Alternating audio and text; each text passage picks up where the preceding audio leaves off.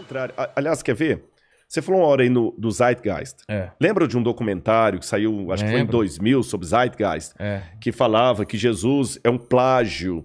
Ele seria o sol. De sol, solstício e tudo mais. Tal. Olha que absurdo. Eu sou formado em filosofia. Eu estudei história da filosofia, li Homero, Hesíodo e tudo mais. Vou dar só um exemplo do Zeitgeist. Eu não sei como é que os caras conseguem dinheiro para fazer um documentário daquele. Eles falam lá, por exemplo, que Horus... Eu falei de filosofia, mas vou falar dos egípcios. Depois vou falar da mitologia grega. Ele falou que Horus... Agora estou falando dos egípcios. Que Horus nasceu dia 25 de dezembro. Que Horus era filho de Ísis, uma virgem. Que Horus reuniu 12 discípulos em torno dele. Que Horus ressuscitou um homem chamado Lazaria. E que Horus, depois de morto, ressuscitou. Poxa, quando você pega isso aqui... é a mesma história. É a mesma história. Aí ele pega o deus Apis, dos romanos, Atis, dos romanos também. Que Atis também nasceu no dia 25 de dezembro, de uma virgem, etc. Aí ele pega também lá Hércules e pega também... Dioniso, deus do vinho, que Dioniso também nasceu no dia 25 de dezembro, filho de uma virgem, e que Dioniso também celebrou a sua morte com o vinho, que era o deus do vinho. Cara, quando você pega isso aqui, realmente parece que o evangelho foi um plágio. Foi um recorte de várias histórias. Aí ele fala, por exemplo, que os 12 apóstolos, assim como as 12 tribos de Israel, eram apenas uma forma de plagiar os 12 signos do zodíaco da Babilônia. É verdade, Nesse documentário Zeitgeist tem isso. Agora vamos aos fatos. Vou falar como arqueólogo agora, tá bom?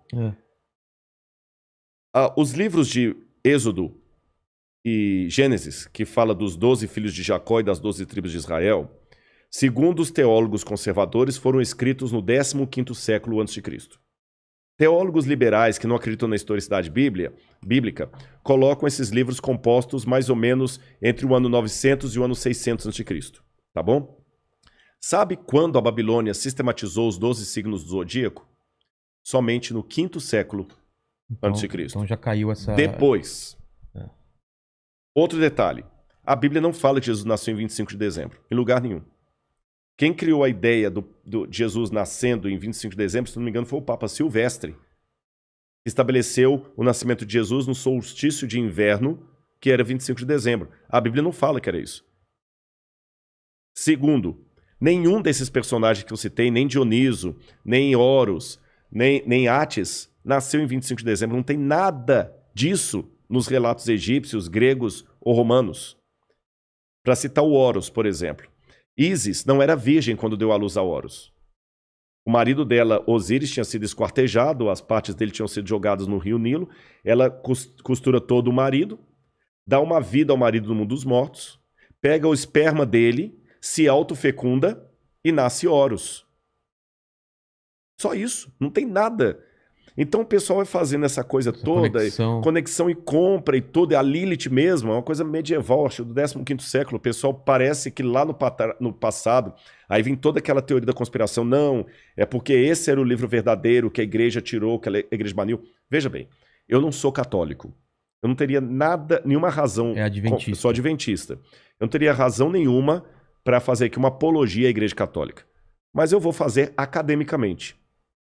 Se a Igreja Católica, em que pese as mazelas que houve na Idade Média, que ninguém nega, os historiadores estão aí comprovando, em que pese as mazelas eclesiásticas da Idade Média, se a Igreja Católica tivesse mudado o texto da Bíblia como os críticos dizem, tirando livros que poderiam acabar com a doutrina dela, se a Igreja Católica tivesse feito isso, o ramo cristão que estaria mais dentro da Bíblia seria a Igreja Católica. Porque todos os dogmas da igreja ela colocaria na Bíblia. Por exemplo, na Bíblia, seja ela publicada na editora católica ou protestante, em lugar nenhum diz que Maria foi assunta ao céu de carne e osso. É um dogma da igreja. Na Bíblia, em lugar algum, fala da intercessão de Maria por nós diante de Deus. Na Bíblia, não tem nenhuma das orações do Salve a Rainha, do Crê em Deus Pai. Não tem nenhuma dessas orações. Pasmem. A Igreja Católica ensina que o dia de guarda É o domingo, tá lá no catecismo. Guardar domingos e festas. E na Bíblia é o sábado. Na Bíblia é o sábado. Se a Igreja Católica tivesse realmente essa censura de tirar livros e colocar livros para não atrapalhar a doutrina dela, os 10 mandamentos na Bíblia católica estariam exatamente como estão no catecismo. Então você vê, no catecismo está diferente da Bíblia. No catecismo não fala nada de imagem de escultura, no catecismo fala para guardar domingos e festas, não pecar contra a castidade. Mas na Bíblia, em Êxodo 20, seja em qualquer Bíblia, está lá, não farás imagem de escultura, não terás outros deuses diante de Deus, guarda o sábado. Se a igreja tivesse mudado, os mandamentos teriam sido alterados. Ela teria metido a Ave Maria lá dentro da Bíblia. Que a única parte da Ave Maria que está na Bíblia é quando o anjo vira para Maria e fala assim, salve agraciada, que em latim você diz Ave Maria. Mas o resto da oração da Ave Maria, rogai por nós pecadores, agora e na hora da nossa morte, amém. Essa parte da Ave Maria não está na Bíblia. Então tem um monte de dogmas da Igreja Católica que não estão na Bíblia e nem por isso a Igreja meteu aquilo ali. Pelo contrário, a Igreja Católica nunca se valeu da Bíblia para sustentar a sua doutrina. E quem é católico, que entende da teologia, sabe o que eu estou falando. O firme fundamento da teologia católica é a tradição da Igreja e a autoridade da Igreja. Eles usam a Bíblia também, é claro, mas principalmente a tradição da Igreja. Isso é diferente do protestante. O protestante, ele fala o seguinte, não, eu acredito nisso porque, de acordo com Mateus, capítulo tal, tá desse jeito. O católico não precisa disso, porque o que o Papa fala ex cátedra já é o que a igreja... É infalível. É infalível. Então, pessoal, aliás, pelo contrário, a Igreja Católica até proibiu a leitura da Bíblia durante muito tempo da Idade Média. Ah, é? Sim, claro, claro. O Papa Urbano mandou queimar muitas Bíblias. Você tem o Sínodo de Toulouse, que proibia os cristãos de terem e lerem a Bíblia. Então, veja bem, a Igreja Católica ela até tirou a Bíblia da mão do povo. Então, essa história que a Igreja colocou o documento... Ah, mas aí tem aquela velha teoria da conspiração que no Concílio de Nicéia, 325 depois de Cristo, que Constantino e a Igreja Católica decidiu que livros fariam parte do cânon e não fariam. Eu tenho certeza absoluta que quem fala essa sandice está repetindo o mantra. Nunca leu as atas do Concílio de Nicéia. Porque se lesse as atas do Concílio de Nicéia, ele ia ver que em nenhuma linha das atas do Concílio de Nicéia se discute o cânon bíblico. O problema do Concílio de Nicéia era o arianismo, não o arianismo de Hitler, não tem nada a ver. Era do bispo Alexandrino Ário, que estava disputando se Jesus era Deus ou uma criatura de Deus. Tá certo? Contra Atanásio. Não tem nada nos laudos do concílio que envolva cânon da Bíblia Sagrada.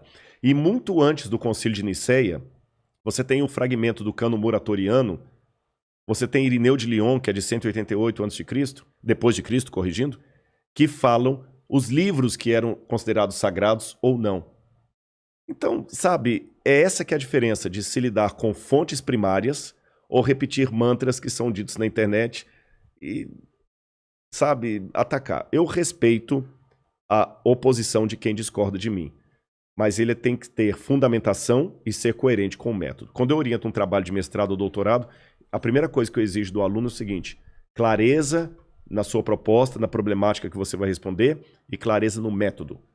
Qual o método que você está seguindo? Qual a sua fundamentação teórica? Isso a Bíblia me ensinou assim.